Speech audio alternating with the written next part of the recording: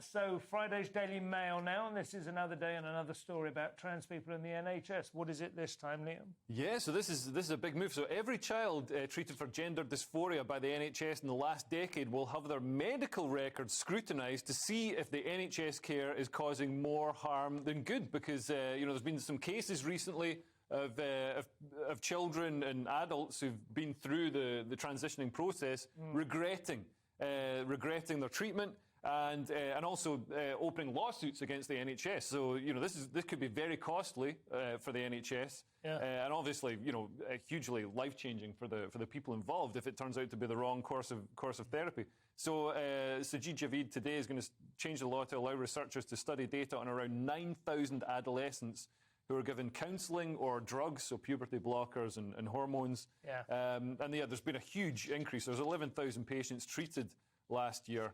And some of the stories are, quite traumatic. And also their outlawing of conversion therapy actually means that you can't do the sort of talking therapy. Well, that's what they were afraid was going to happen. Yeah. Now in America it's different, but here, luckily, they did stop that. They made the conversion therapy illegal for homosexuality, but they didn't deal with this because that was exactly what was raised. Yeah. Because if someone went in and said, I'm like playing with trucks or something, yeah, and then maybe I'm a boy. Yeah. If you don't immediately do affirmation, then you are then yourself liable, which is the way it is in America. Whereas here, that was stopped, so it isn't like that. But it seems like people have been using this affirmative model anyway,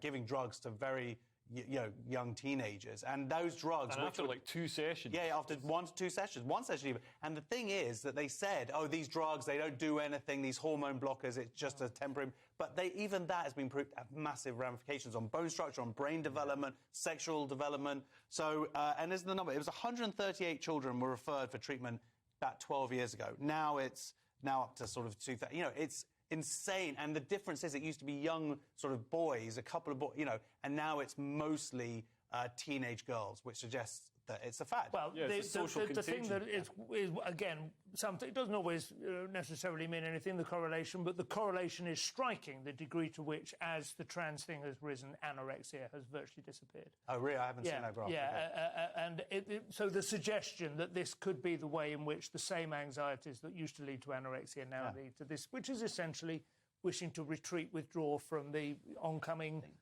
female puberty, that's the thing that reading this book that I'd never really appreciated. No, there's irreversible damage, and I'd never appreciated how traumatic female puberty is, because there's a guy going through puberty, you get a little bit of hair and your voice did, but for a woman, suddenly you're treated by society as this sexual object. You have a whole other appendage. You have breasts. You have this whole system, biological system going off with you. And it's a massive, massive difference between guys. And I'd never sort of seen it that before. And as you say, some people decide to retreat, not necessarily because they want to be boys, but they just don't want that. Yeah. And it's understandable when of course, a male going through puberty, you want society to treat you, but you don't get it.